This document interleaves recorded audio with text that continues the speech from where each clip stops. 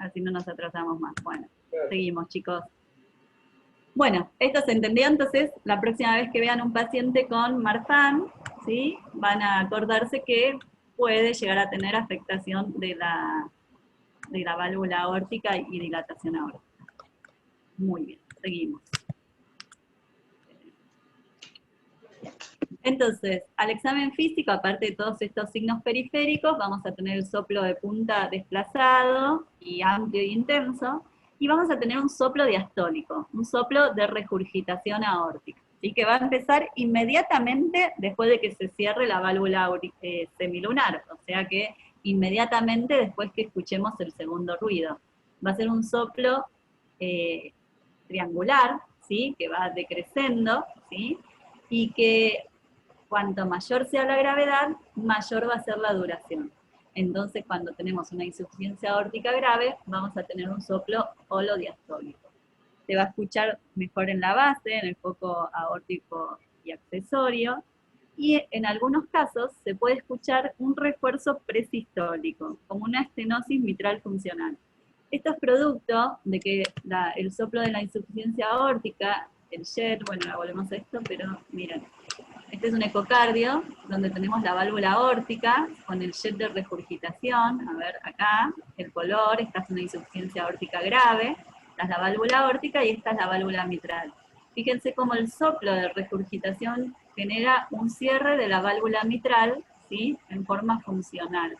Entonces, esto va a generar que durante la diástole vamos a poder tener también un refuerzo, un retumbo en realidad, presistólico. Y eso es el soplo de Austin-Klim, ¿sí?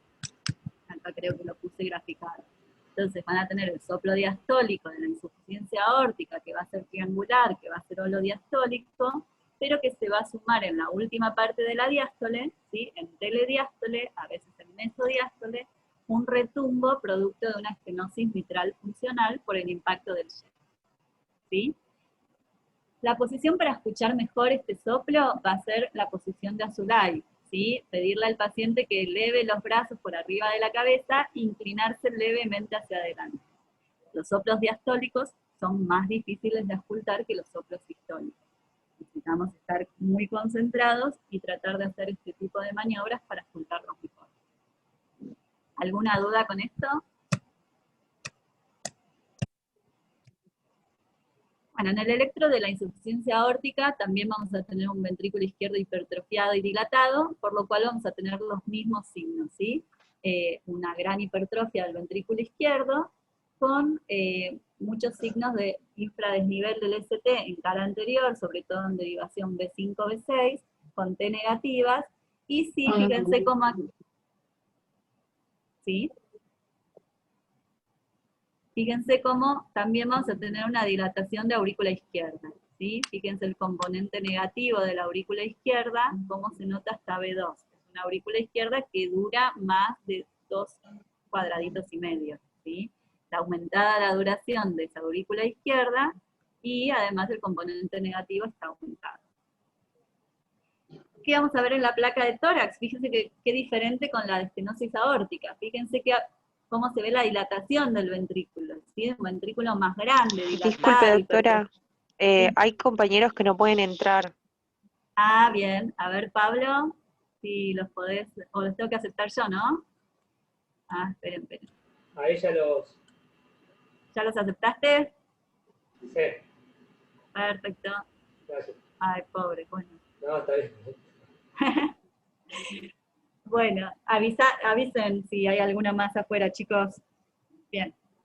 Entonces, volvemos. En la placa de la insuficiencia aórtica, lo que vamos a ver es una dilatación de la aorta ascendente, ¿sí? Fíjense, en aquellos casos que corresponda a que sea una dilatación de la raíz. En aquellos casos que solo por afectación valvular, probablemente esto no lo veamos, ¿sí? Veamos solo de la dilatación del ventrículo izquierdo y la hipertrofia. Bien.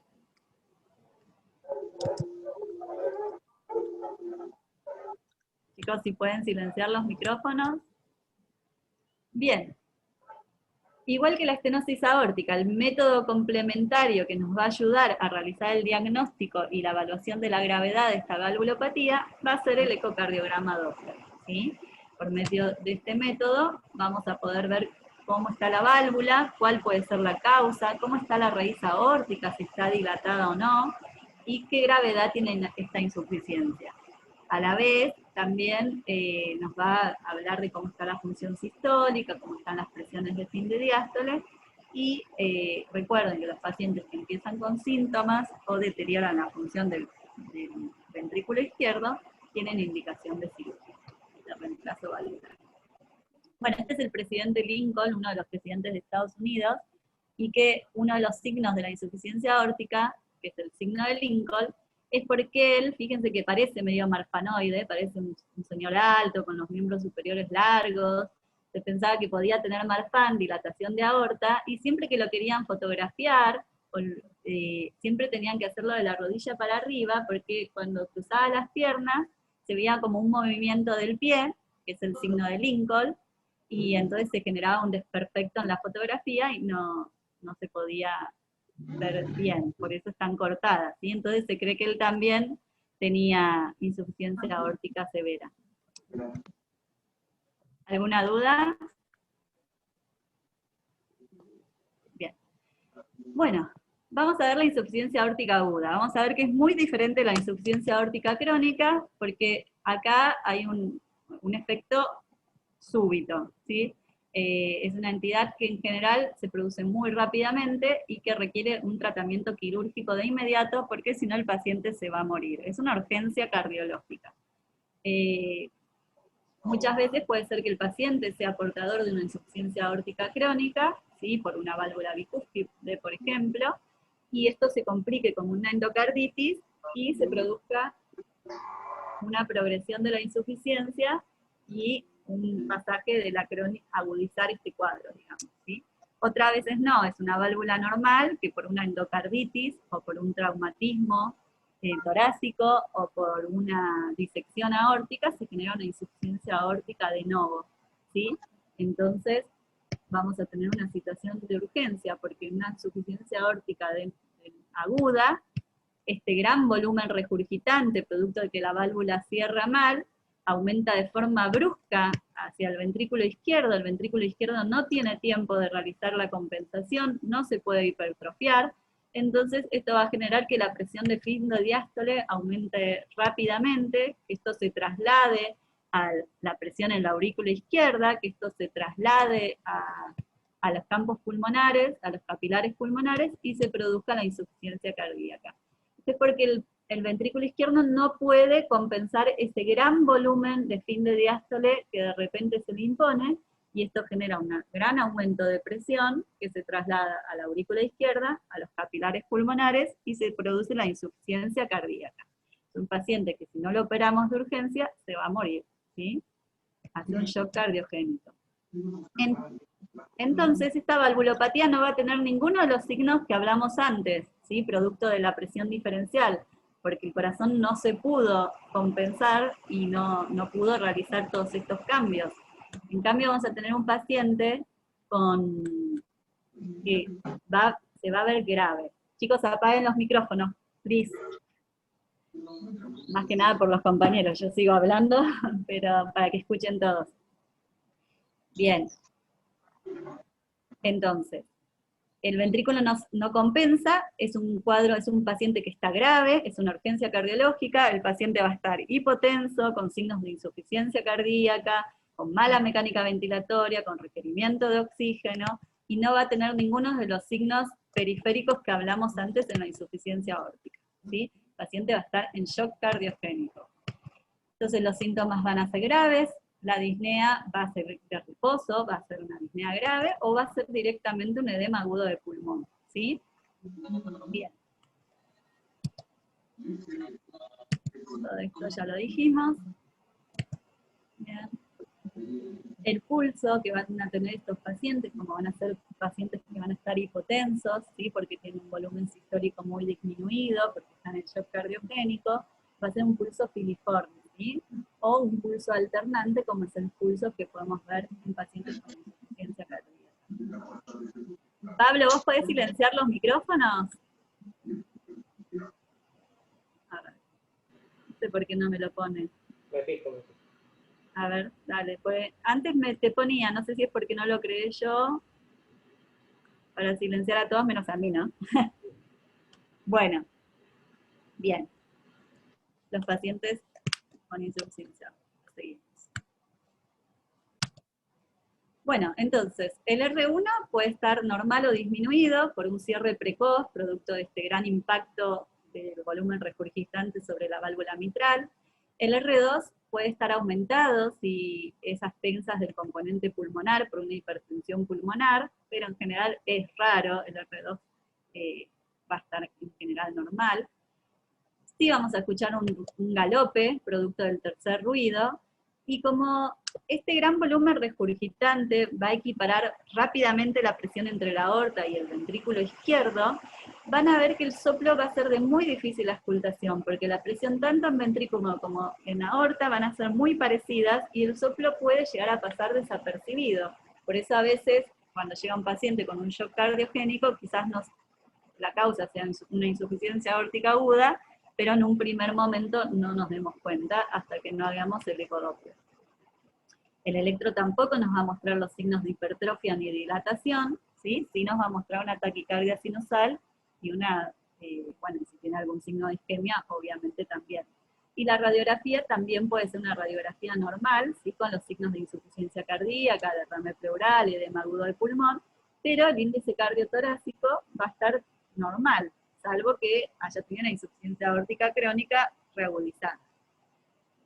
Bueno, hasta ahí insuficiencia aórtica, y como ven se me acabaron, busqué pero no encontré más historias divertidas, así que puse Puerto Pirámides y seguimos. Queda muy poquito, chicos, sé que estuvieron otra clase antes, así que, bueno, no hay tanta, ya queda muy poco. Estenosis pulmonar, ¿sí? La estenosis pulmonar es una valvulopatía mucho menos frecuente. En general se produce por una alteración congénita de la válvula, ¿sí? La válvula abre menos de lo que tiene que abrir, está afectada, y en general es por una enfermedad congénita. Muchas veces la tetralogía de Fallot, que es una cardiopatía congénita que se ve en los niños, cursa también con estenosis pulmonar, así que se puede ver aislada o combinada con otra cardiopatía congénita. Cuando la estenosis es leve a moderada, muchas veces no son diagnosticadas en la edad infantil, y lo vamos a ver ya en adultos jóvenes, ¿sí? Y en general van a venir a la consulta por un soplo, ¿sí? Porque alguien le escuchó un soplo. Bien. Los pacientes con estenosis grave, lo que van a generar es muy parecido a la estenosis aórtica, van a generar angor de esfuerzo, ¿sí? Y pueden llegar a tener síncope o disnea. Al examen físico, como es una valvulopatía del lado derecho, vamos a tener el signo de Dressler, ¿sí? Si apoyamos el talón de la mano en la región en la región external izquierda, vamos a poder sentir en el segundo o tercer espacio intercostal un latido fuerte que nos está hablando de hipertrofia ventricular derecha. Es el signo de Dressler. Bien, el R2 va a estar disminuido, ¿sí? Porque tenemos una estenosis pulmonar, entonces en los focos pulmonares vamos a escuchar que el R2 está disminuido. Y aparte se va a producir un desdoblamiento. Acuérdense que primero se contrae, se cierra la válvula aórtica y después la pulmonar. Bueno, acá la eyección ventricular va a tardar más, por lo cual va a haber un mayor desdoblamiento del segundo ruido, ¿sí?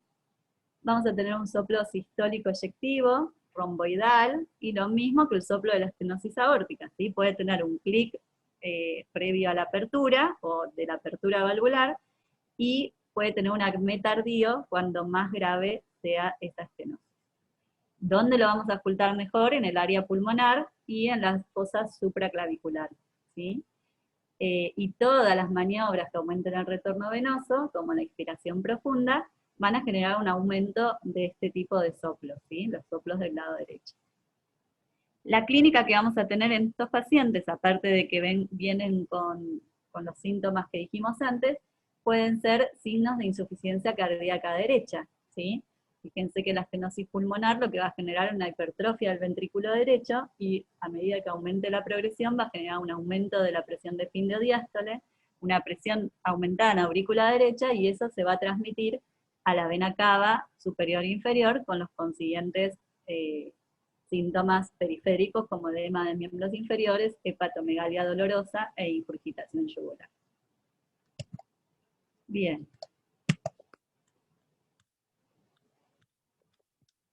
Bueno, este es el signo de Dressler, el talón se apoya paraesternal, ¿sí? Del lado izquierdo, en el tercer cuarto, segundo, tercer espacio intercostal. Esta es la imagen del soplo, que es romboidal, ¿sí? Con el desdoblamiento del segundo ruido y un segundo ruido disminuido de tamaño. Y estos son los signos que hablamos, ¿sí? Dedos en palillo de tambor, esto es típico de las cardiopatías congénitas, los edemas en miembros inferiores, la gran ingurgitación yugular, perdón. Y fíjense en el electro, vamos a tener lo contrario a lo que teníamos en la hipertrofia ventricular izquierda. Recuerden que en la hipertrofia ventricular izquierda teníamos R altas, altos voltajes de R en B5, B6. Acá los vamos a tener en B1, B2. Al Rs predominante, un QRS predominantemente positivo. Entonces, toda aquella vez que ustedes vean un electro que en B1, B2 tienen un voltaje, un RS mayor a 1, piensen que puede tener hipertrofia del ventrículo derecho. Obviamente no lo tenemos que confundir con el bloqueo de rama derecha, pero este es un signo típico de hipertrofia ventricular. En la placa de tórax vamos a tener un índice cardiotorácico aumentado, a predominio del ventrículo derecho, fíjense cómo la punta del corazón está elevada, y podemos tener una leve dilatación de la arteria pulmonar posterior a la estenosis. Bien. Y para terminar, así no se duermen más, pobres, la insuficiencia pulmonar. La insuficiencia pulmonar es aún menos frecuente, ¿sí? Es la afectación de la válvula cuando cierra mal, ¿sí? La válvula por algún motivo está cerrando mal y genera un gran volumen regurgitante hacia el ventrículo derecho. O sea que vamos a escuchar un soplo también diastólico. ¿Cuáles son las causas más frecuentes? Una de las causas más frecuentes es por hipertensión pulmonar, ¿sí? Por causas de hipertensión pulmonar, cualquiera sean, si son primarias o si son secundarias con la fenopatía o a cualquier motivo, ¿sí? La gran hipertensión pulmonar lo que va a provocar es una insuficiencia de esa válvula, ¿sí? Y vamos a tener un soplo de Graham-Still. Y también muchas veces la hipertensión pulmonar puede causar una dilatación de la arteria pulmonar y esto generar que la valva cierre menos por la dilatación, ¿sí? Lo mismo que vimos en la insuficiencia aórtica. Menos frecuente es la insuficiencia pulmonar secundario a tratamientos de la estenosis pulmonar. Uno de los tratamientos de la estenosis pulmonar es dilatar con un balón la válvula. Entonces, muchas veces estos pacientes, cuando se hacen el tratamiento, quedan con una insuficiencia pulmonar, y esta es la segunda causa más frecuente. Bien, la endocarditis, que siempre es un riesgo para toda válvula del corazón, ¿no? Bueno, al examen físico, ¿qué vamos a ver? Lo mismo que en la estenosis, o muy parecido a la estenosis pulmonar. Vamos a ver todos signos del lado derecho del corazón. Insuficiencia cardíaca derecha, signo de Dressler positivo. Vamos a tener un segundo ruido disminuido, ¿sí? Ya sea porque la válvula cierra mal, por una endocarditis o por una insuficiencia, o mismo el mismo soplo lo puede tapar, ¿sí? El soplo va a ser difícil de escuchar, es un soplo diastólico, ¿sí? Que se va a escuchar mejor en el foco pulmonar, ¿sí? Que va a ser decreciente, de breve duración, y que podemos llegar a aumentarlo, su intensidad, con la inspiración profunda. Ya dijimos que el soplo de Graham-Still es el soplo de insuficiencia pulmonar secundaria a hipertensión pulmonar, y que los signos que vamos a ver tanto en el electro como en la radiografía van a ser los signos de agrandamiento del ventrículo derecho. Ahí tenemos el soplo, ¿sí? Fíjense que está pegado al segundo ruido, la válvula semilunar pulmonar se cierra, inmediatamente comienza el soplo, ¿sí? Soplo diastólico decrecente, ¿sí? Tipo triangular. Bien, eso es todo. Chicos, díganme si tienen alguna duda, alguna pregunta que quieran hacerme. ¿Sí se entendió? Doctora, le hago una consulta. Sí, Vanessa. La morfología de los dedos en palillos de tambor, ¿es Sí. degenerativo? O sea, ¿con el tiempo eso va empeorando?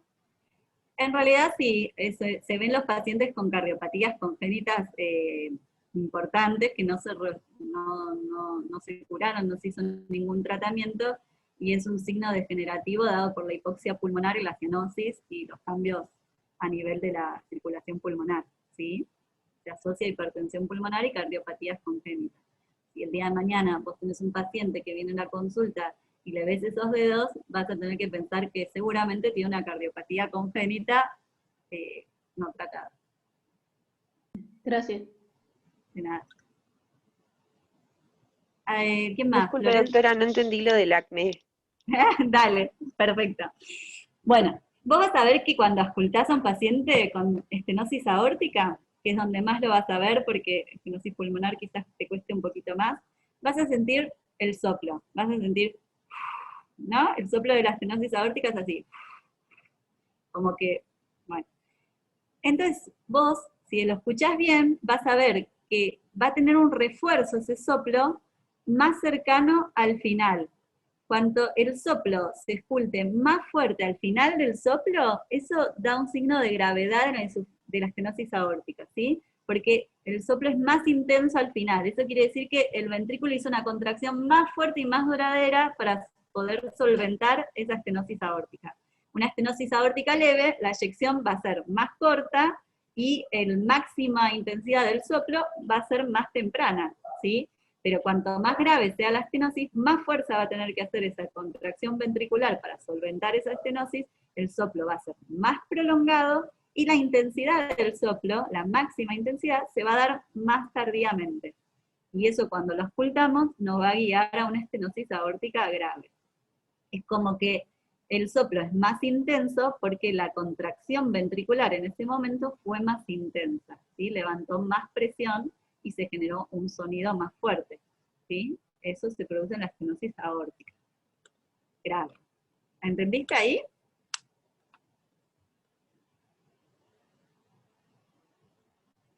¿No? Sí, se entendió perfecto, muchas gracias. Listo, perfecto. Esperen que quiero ver, a ver si me pusieron alguna pregunta acá. ¿Podría pasar las diapos? Porque son muy útiles para repasar. Sí, creo que Pablo se las pasa. Muchas gracias por la clase, doctora. Gracias, gracias. Bien. Bueno, me alegro que se haya entendido. Son temas muy lindos, muy tomables, así que estudienlos. Gracias. Y que les vaya bien, vayan a descansar. Un gusto. Muchas gracias. Gracias. Muchas gracias, doctora. Muchas gracias. Gracias. Gracias. Chao. Gracias. Gracias. Hasta luego. Bueno, Pablo, terminaste. Estamos terminando, sí. Bueno, perfecto. ¿Vos Gracias, necesitas Pablo. que te pase la clase o vos ya la grabaste o no? Grabarla grabé, sí. Si vos después Y- querés pasar las diapositivas, no hay problema. Ah, bueno, ¿por qué? ¿Porque no sale con las diapositivas la clase? Sí, hasta ahora salieron todas. Pero como Sale todo, ¿no? también escuché que te dijeron si podías enviarla. Bueno, dale. ¿Cómo son como para imprimirlas después, aparte, sin el audio y todo? Mirá, dale. Sí, dale, los paso por PDF, se lo paso a Pablo y él después redistribuye. Perfecto. Bueno, Pablo, un gusto. Muchas gracias, Carlos. Hasta luego. Nos vemos. Chao, hasta luego.